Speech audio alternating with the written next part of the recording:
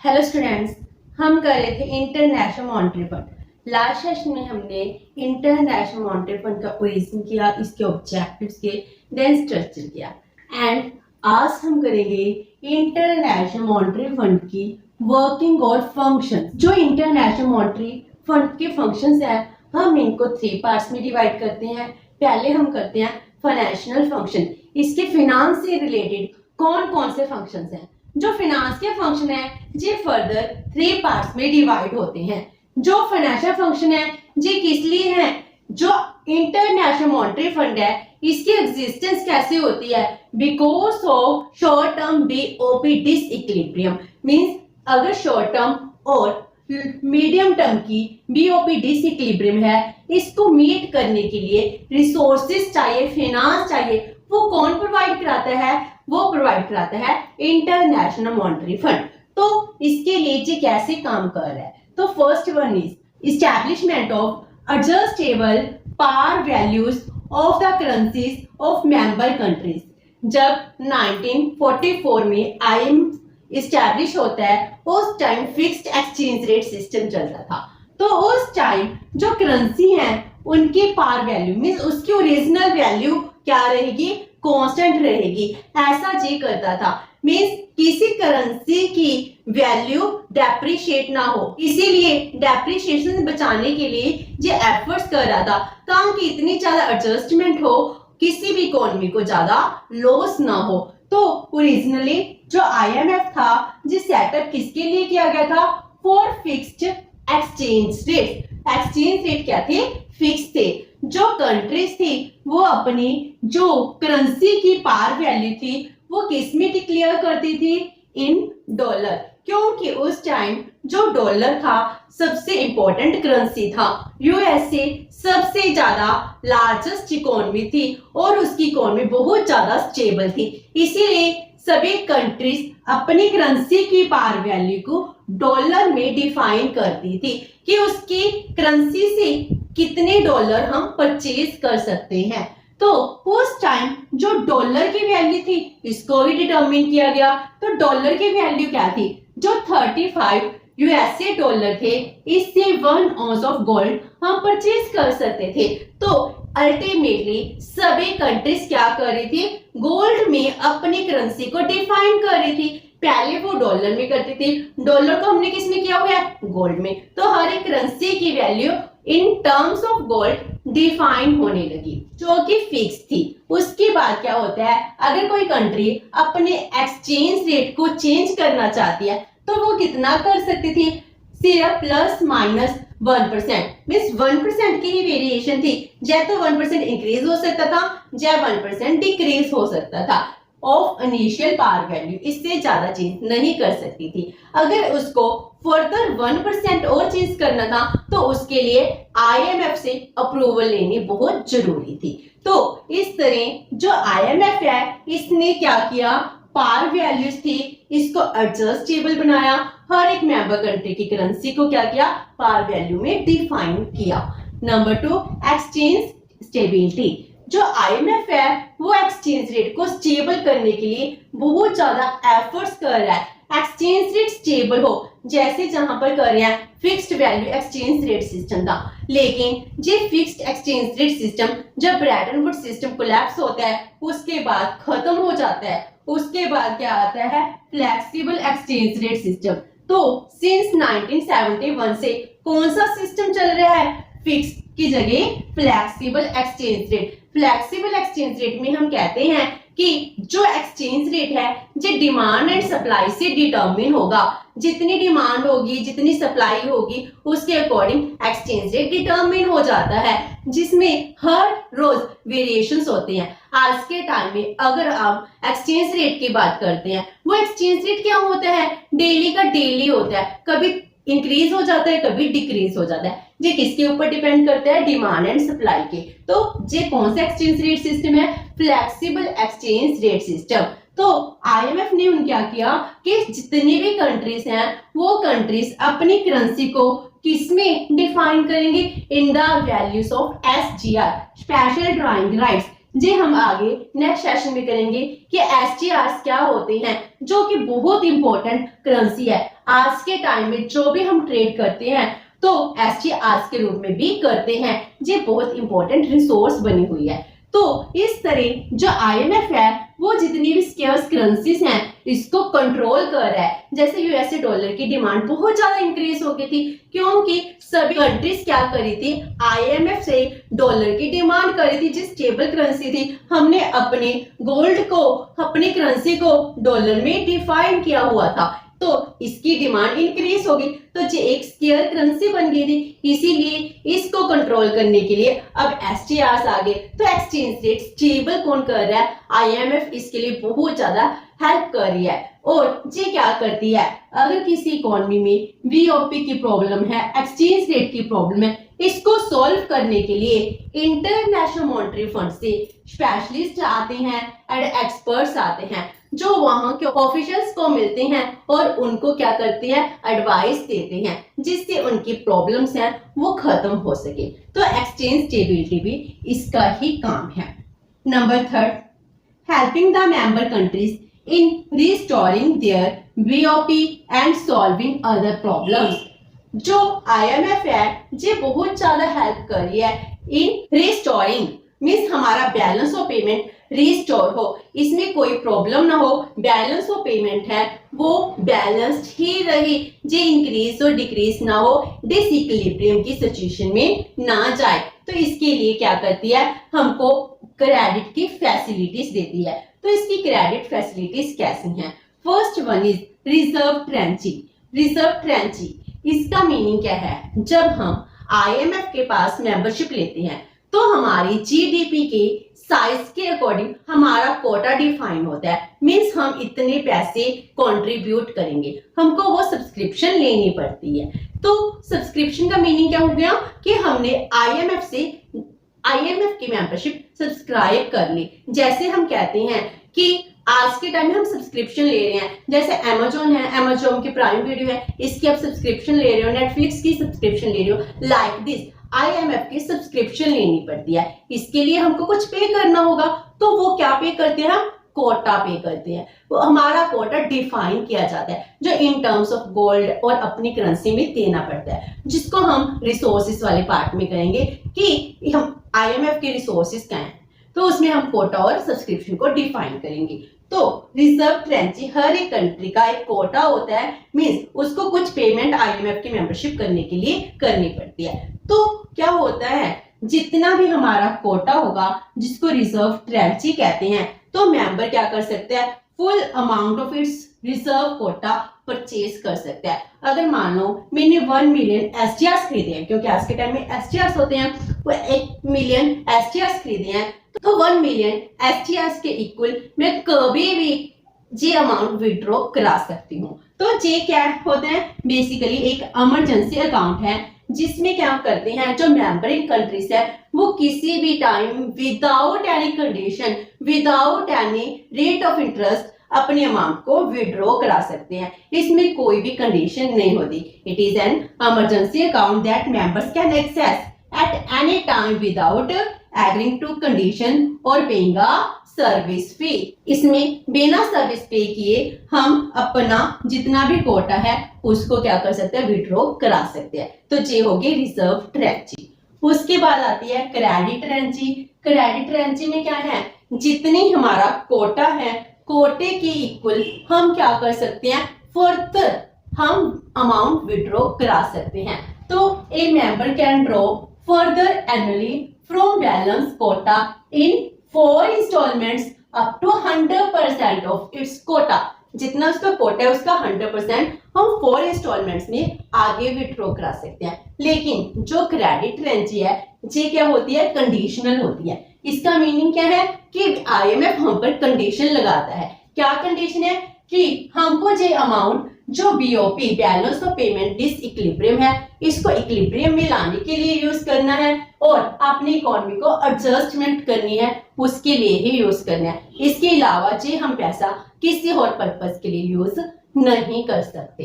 And third है buffer stock financial stability. Buffer stock primary products के लिए आता है। जो हमारे प्राइमरी प्रोडक्ट्स हैं हम इसको रिजर्व करके रखते हैं ताकि जो हमारी डिमांड है, एनुअली डिमांड क्या हो सके, फुलफिल हो सके। कोई इमरजेंसी की सिचुएशन है तो हम बफर स्टॉक से अपनी नीड्स को फुलफिल कर सकते हैं। तो ये क्या था, 69 में स्टैब्लिश किया गया। इसमें जो मेंबर्स हैं उनकी कोटे का 30% अमाउंट विड्रॉ करा सकते हैं। इसमें जो कंट्रीज हैं अपनी कंट्री में जो कमोडिटी की प्राइसेस हैं उसको स्टेबल करने के लिए ये अमाउंट विड्रॉ कराई जा सकती है।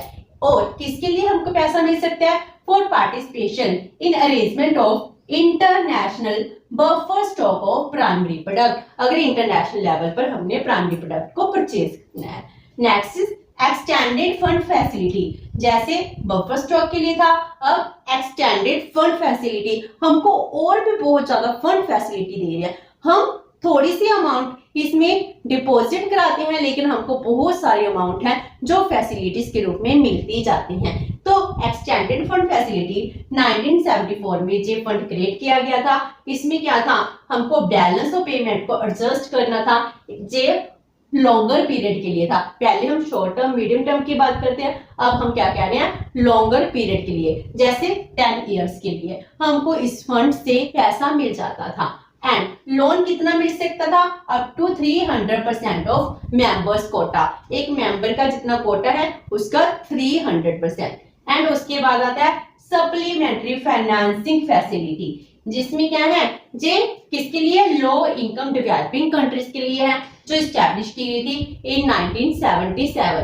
ताकि जो लो इनकम डेवलपिंग कंट्रीज हैं वो क्या कर सके, अपनी इकोनॉमी को रिवाइव कर सके, डिवेलप कर सके।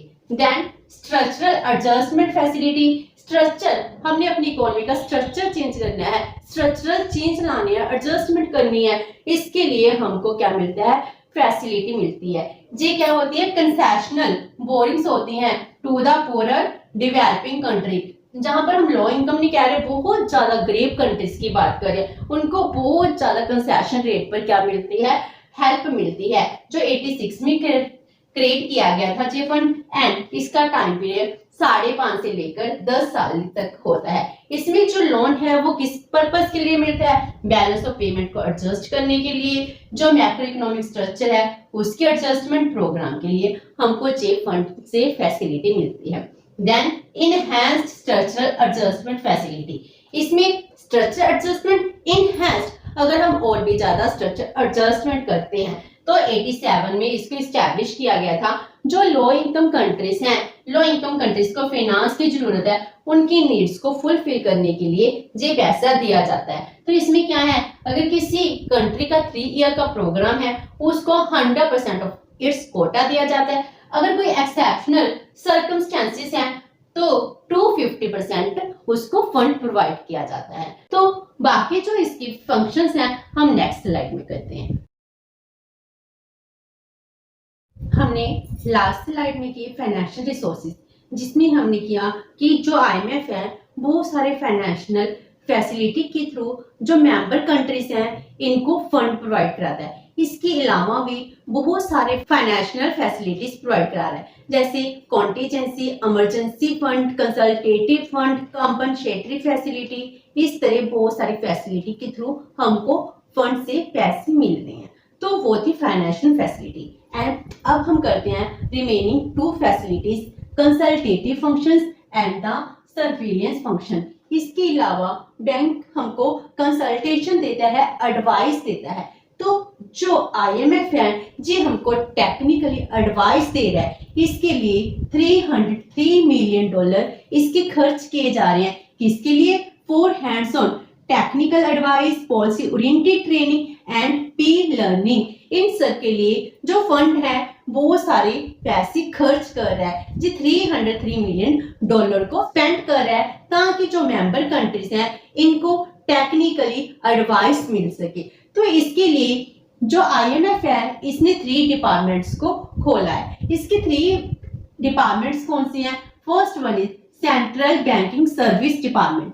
Central bank service department it means क्या है, जो मेंबर कंट्रीज हैं, मेंबर कंट्रीज का एक सेंट्रल बैंक होगा, उस सेंट्रल बैंक को एडवाइस देता है।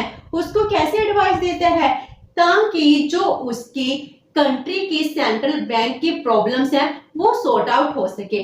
तो इसके लिए जो सर्विस क्या प्रोवाइड करा है, service of its experts, means अपने एक्सपर्ट्स को उन कंट्रीज में भेजता है to run and manage their central bank, कि सेंट्रल बैंक को कैसे मैनेज करना है। तो जो सेंट्रल बैंक को एडवाइस देनी है ये मोस्टली डेवलपिंग कंट्रीज के लिए है। जो डेवलपिंग कंट्रीज डेवलप कर रही हैं उनको सेंट्रल बैंक से कैसे हेल्प लेनी है, उनको कैसे प्रिंटिंग कितनी अमाउंट तक, कितनी लिमिट तक करनी चाहिए, उनकी आगे पॉलिसीज कैसी होनी चाहिए, इसके लिए जी अपने एक्सपर्ट को सेंड करता है टू एंड जितने भी बैंकिंग सेक्टर की रिफॉर्म्स है उसके लिए भी ये अपनी एडवाइस देता है, जिससे सेंट्रल बैंक सर्विस डिपार्टमेंट के थ्रू डेवलपिंग कंट्रीज को बहुत हेल्प मिलती है। Number 2, physical affairs department. Physical affair एक कंट्री का फिजिकल डिपार्टमेंट, जैसे हम कहते हैं कि टैक्सेशन कितना होना चाहिए, गवर्नमेंट का एक्सपेंडिचर कितना होना चाहिए, सब्सिडी कितनी होनी चाहिए, बजट कैसा होना चाहिए। तो फिजिकल अफेयर्स डिपार्टमेंट इसके भी इन्होंने अपनी एडवाइस दी है, जो मेंबर कंट्रीज को उनके फिजिकल मैटर्स में एडवाइस देते हैं कि आपको अपनी जीडीपी को कैसे ग्रो करना है, इसके लिए आपके लिए फंड कहां से आएगा, आपको किस किस प्रोजेक्ट में एक्सपेंडिचर करना चाहिए, ये सभी एडवाइस भी आईएमएफ प्रोवाइड कराता है। देन रिसर्च डिपार्टमेंट, ये बहुत इंपॉर्टेंट डिपार्टमेंट है जिसके थ्रू हमको बहुत ज्यादा नॉलेज मिल रही है, जिसके थ्रू जो आईएमएफ है हम सब मेंबर कंट्रीज को एडवाइस देता है। जी क्या करते हैं, जी कंडक्ट कर रहा है शॉर्ट टर्म ट्रेनिंग कोर्सेज, किसके लिए, जो मेंबर कंट्री हैं उनके ऑफिसर्स हैं उनके लिए ये ट्रेनिंग प्रोवाइड कराता है relating to monetary, physical, banking and BOP policies, जिस वजह से उनकी कंट्रीज में जो जी क्राइसिस हैं, ये क्राइसिस आगे से कभी ना आए, तो इनमें रिफॉर्म लाने के लिए भी आईएमएफ एफर्ट्स कर रहा है, उनको ट्रेनिंग प्रोवाइड करा रहा है। इसके अलावा जो आईएमएफ है ये बहुत ज्यादा पब्लिकेशंस करता है, पब्लिकेशंस के थ्रू क्या होती है, हमको जो आईएमएफ एडवाइस देना चाहता है regarding our monetary policies, physical policy, reform, balance of payment problems, वो हमको मिलती है। इसकी एनुअल रिपोर्ट आती है, फाइनेंस एंड डेवलपमेंट जर्नल है, वर्किंग पेपर्स है, जो टाइम टू टाइम हमको बहुत ज्यादा हेल्प करते हैं। तो ये थी कंसल्टेटिव फंक्शन। इसके अलावा जो लास्ट है थर्ड, सर्विलियंस फंक्शन। सर्विलियंस हमें वॉच करना, जो आईएमएफ है मेंबर कंट्रीज की जीडीपी ग्रोथ को, उनके फंक्शंस को, बीओपी को, जिस सबको अच्छे से वॉच करता है, अगर उनको जरूरत हो तो टाइम टू टाइम एडवाइस देता है, फाइनेंशियल हेल्प भी करता है। तो सर्विलेंस फंक्शन आईएमएफ का बहुत इंपॉर्टेंट है, क्योंकि ये टाइम टू टाइम इकोनॉमी को वार्न भी करता है कि आप पे आने वाले टाइम में संकट आने वाला है, आप इस क्राइसिस से बचिए। तो ये बहुत इंपॉर्टेंट है, जो इंटरनेशनल लेवल पर जितने भी ग्लोबल इकोनॉमी है उनको देखता है, आपस में कंपेयर करता है, उसके बाद अपनी एडवाइस प्रोवाइड कराता है। एंड ये प्रेडिक्ट क्या करता है, जीडीपी ग्रोथ रेट, हर साल हर एक इकोनॉमी की जीडीपी ग्रोथ कितनी होगी आईएमएफ भी प्रेडिक्ट करता है, एंड इकोनॉमिस्ट को वार्न करता है उनके वीओपी डिसइक्विलिब्रियम के लिए कि फ्यूचर में उनका वीओपी डिसइक्विलिब्रियम कितना हो सकता है। And it also monitor the economic and financial policies of its 190 countries, इन सब की पॉलिसीज को अच्छे से क्लोजली वॉच करता है, तो जाकर ये अपनी एडवाइस प्रोवाइड कराता है। तो ये बहुत इंपॉर्टेंट फंक्शन कर रहा है। तो इस कोविड-19 में भी आईएमएफ ने बहुत इंपॉर्टेंट काम किया है। जो मेंबर कंट्रीज हैं इनको पेंडेमिक्स के बचाने के लिए इसने बहुत ज्यादा फंड फैसिलिटीज प्रोवाइड कराई हैं। जैसे आईएमएफ ने टेम्परेरीली इंक्रीज कर दी एक्सेस लिमिट, किसके अंडर इमरजेंसी फाइनेंसिंग इंस्ट्रूमेंट। तो टेम्परेरी अगर किसी कंट्री में फाइनेंस की जरूरत है, उनके एक्सेस लिमिट में जो हमने फाइनेंसिंग फैसिलिटीज के लिए उनको एक्सेस की लिमिट है, उस लिमिट को और भी ज्यादा इंक्रीज कर दिया, जैसे 30% है 50% कर दिया। तो इस तरह इनकी लिमिट को इंक्रीज कर दिया गया है। एंड बैंक ने क्या इस्टेब्लिश किया, short term liquidity line SLL, जो पेंडेमिक में की गई है, किसके लिए, to provide a backstop to members with very strong policies and fundamentals. तो अपनी इकोनॉमी को स्ट्रॉन्ग करने के लिए, डेवलप करने के लिए, जब जीडीपी नेगेटिव चली गई थी, इसको पॉजिटिव लाने के लिए, एम्प्लॉयमेंट जनरेट करने के लिए, हमारी इकोनॉमी में स्ट्रॉन्ग पॉलिसीज बनाने के लिए आईएमएफ ने शॉर्ट टर्म लिक्विडिटी लाइन को इस्टेब्लिश किया। तो आईएमएफ क्या कर रहा है, बहुत ज्यादा मेंबर कंट्रीज हैं, उनकी हेल्प कर रहा है, फाइनेंशियल हेल्प हो, एडवाइस हेल्प हो और सर्विलियंस हो, तो ये सब कुछ बहुत अच्छे से अपना रोल प्ले कर रहा है। तो आज हमने सेशन में किया working and functions of IMF. Next session में हम करेंगे resources of IMF and SDR. Hope so कि आपको ये सेशन अच्छा लगा होगा। अगर आपकी कोई क्वेरी है तो post it in the comment box, and video अच्छी लगी तो please like and share with your friends. Thank you so much and have a nice day.